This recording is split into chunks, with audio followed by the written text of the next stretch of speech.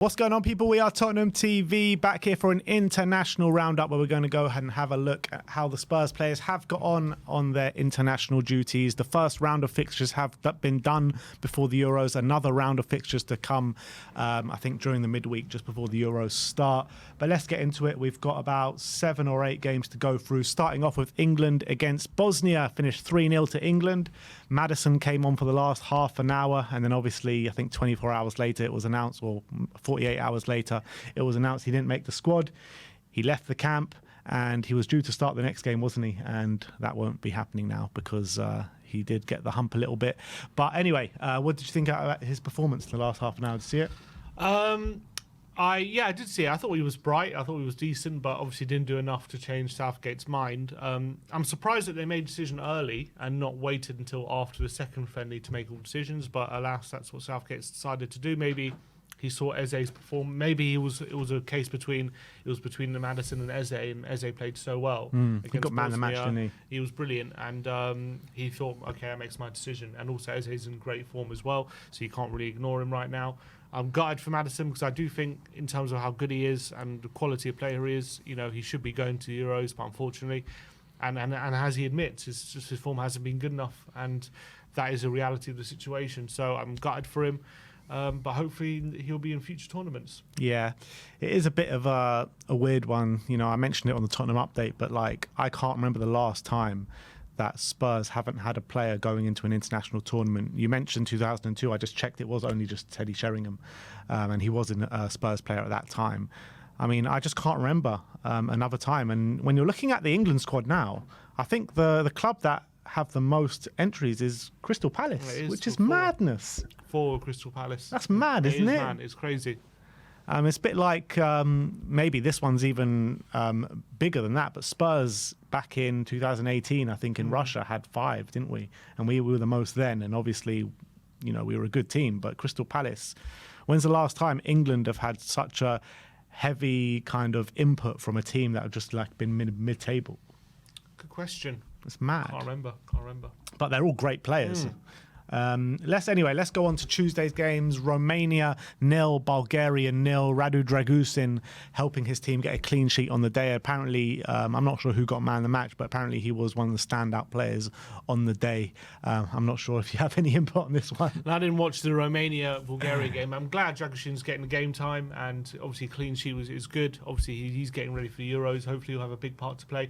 And look, if he has a really good tournament, that could really... Obviously, we've got him in before the tournament, but hopefully if he gets a really good tournament, that can be a really good confidence booster going into the new season. So I'm delighted that he had a strong game, but it's going to be tough for him because Romania in a tough group. Yeah. Next up, let's look at the Ireland-Hungary game. It finished 2-1 to Ireland. Apparently, it was a very dire performance from Ireland on the day. But Troy Parrott comes on with half an hour to go and nets a goal in the final minutes of stoppage time to grab Ireland the win. So let's go and have a look at the goal that Troy Parrott did score. It was a really nice run. I mean, I wasn't too sure about the finish, but let's go and have a look. Yeah, look, obviously he came off the bench. He didn't start the game, but he's coming on looking to impress, and you can see him here charging down the Hungary players, and the pace he took there to get beyond the last defender was quite impressive. Unfortunately, the finish, if he misses that, his team hit it again, and I'm pretty sure he's offside. Fair enough. Then if he can't time his run properly, then Parrott does the right decision. Obviously, Parrott tries to slide it under the keeper. It goes over his leg and bounces over, and luckily for Parrott, it lands to the back of the net. Not the best finish, but I'm surprised that he didn't do what he's been doing recently and dink it. Yeah. He's done these dinks quite well out in Holland, so a bit of a surprise. But look, it carries on his good form. He's on fire at the moment. He's scored 7 goals now in his past 4 games or something in all competitions. I think more because he's got 2 hat-tricks, and then another one where he got another 1 goal, so 8 goals. I think it's 8 goals in 4 games for him, something like that. So man's on absolute fire, and obviously he's not going to be going to the Euros, but it's going to be interesting to see what Tottenham do with him next season. Yeah, definitely. And you know what they say, when it's going for you, it really goes for you. And, maybe it's not the best of finishes, but he's a man that, things are coming his way at the moment. So we'll see how it progresses. We'll see if Spurs, either take a look at him, get a fee for him or actually give him a go in the pre-season fixtures. So we'll see what happens on that one. Let's go on to Italy against Turkey. It finished 0-0. Not the greatest display from Italy in preparations for the Euros, but Vicario played 90 minutes, keeping a clean sheet, and apparently Vicario was Italy's best player on the day. Oh, really? So Yeah. he had to make a lot of saves. That's interesting. Look, it's always tough when you've got someone like Donnarumma ahead of you, who's been Italy number one for so long. He got player of the tournament, didn't he, at the last Euros, Donnarumma? He was that good. Obviously, he was a big player in the shootout as well. So Vicario's obviously got his work out for him if he's going to displace Donnarumma. But I'm glad that when all he can do is impress when he gets the opportunity, and that's exactly what he's doing at the moment. And he has been confirmed in the squad, so obviously no surprises, but really happy for him. And what a rise, because I don't think he was in the squad for the last Euros. Obviously, Italy didn't make it for the World Cup. And his career has really gone from, being number one in Empoli, was really outshone himself at Empoli. After a couple of seasons, got a big move to Tottenham, quite a surprising move. And now he's here in the Italy squad going to the Euros. So brilliant for his career trajectory, and I hope he goes from strength to strength. Absolutely. Big up to Big Vic. He's a man that we all love at Tottenham Hotspur here. But on Wednesday, Denmark played Sweden. Højbjerg against Kulusevski finished 2-1 to Denmark. Pierre-Emile Højbjerg did open the scoring with, from a set piece from a corner. Kulusevski played 90 minutes with no goal contribution. But let's go and have a look at this Højbjerg goal.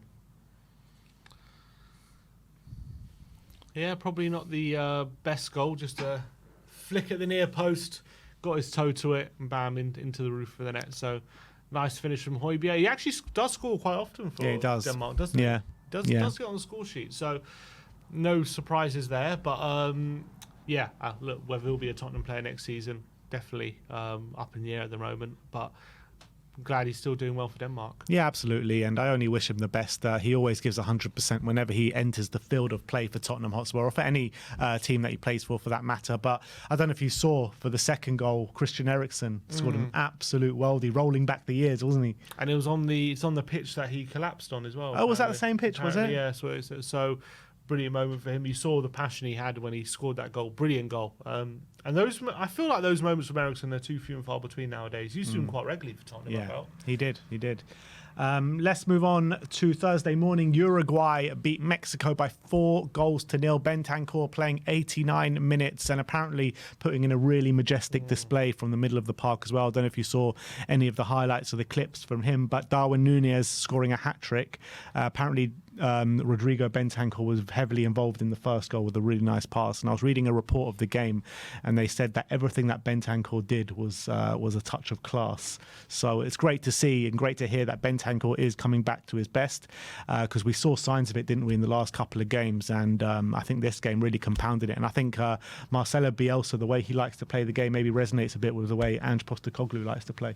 Yeah, and there are some players, like for example Maddison, who I'm quite relieved maybe aren't going to the international tournament, because maybe they could do with the break. But Bentancur's the opposite. I'm actually delighted he's going to the Copa. I think he needs the minutes, he needs the game time, and he needs that confidence back. And if he can go to the Copa and Uruguay can play really well, and he starts most games, he can get that confidence back, and we can start to see that Bentancur that we saw maybe a year ago or 18 months ago now at this point. So really delighted for him that those reports are really positive. Bielsa's actually got Uruguay playing really, really well at the moment, and they're going into the tournament in really great form. So maybe they can surprise a few people, I feel like, at the tournament, Uruguay. I was thinking about that. Uruguay definitely dark horses to win this tournament this year. They really are. With Bielsa as manager, with the players that they do have, you're looking at Argentina obviously are the world champions at the moment, and they're going to be favourites going into it. Brazil have their own, set of amazing players, but I wouldn't be surprised if Uruguay pushed them all the way.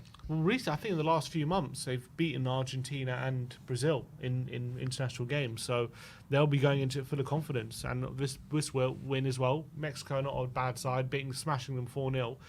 And also the way Bielsa plays, when it's going well and there's confidence there, it's hard to stop. You saw that with Leeds, when they were going well and, they're on their game, they were hard to play against. But when obviously things start to go wrong, all of a sudden standards drop. But right now, they're full of confidence. They should be a team to be feared.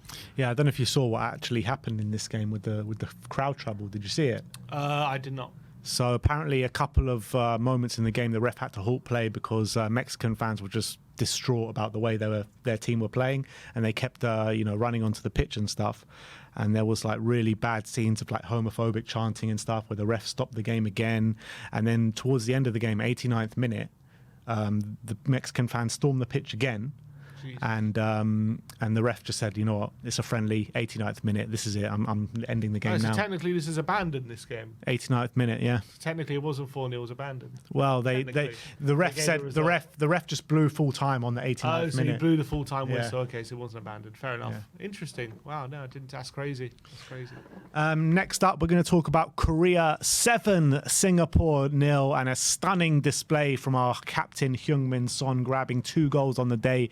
87 minutes on the park, scored 2 classic Sonny goals, didn't he? But it wasn't just those goals. I mean, he was just influential throughout, a complete menace on that left-hand side, and he looked back to his firing best. Yeah, he looked electric on the day. Obviously, Singapore are not the best opposition, but he made light work of it. Every time he got the ball, he was causing trouble. It was too easy for him at times, and you just know in that second half when he got in those positions to score, as soon as he got an inch to shoot, it was going to end up in the back of the net. And 2 real clinical finishes. The first one actually had to do a lot of work cutting inside, getting past a couple of players, waiting for the right opportunity, quite central to put it into the bottom corner, and he does it. Second goal, 25 yards out, beautiful cutting inside and clinical into the corner. So brilliant from Sonny.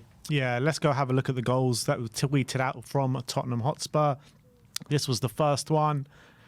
Yeah, it says here, there's quite a lot of work to do. But he looks at the space, he finds it, gets past that one player, and bam, clinical finish right into the bottom corner.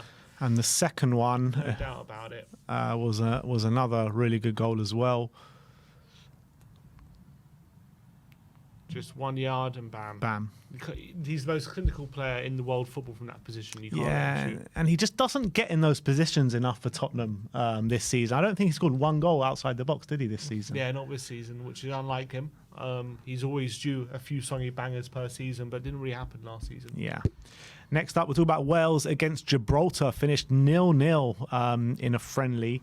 It's fair to say that Robert Page put out a very young team, maybe a bit of a look into the future of Wales, which didn't really impress on the day. Brennan Johnson came on with half an hour to go, didn't make any sort of impact. Joe Rodon and Ben Davis were not even in the squad, so not much to say on that one.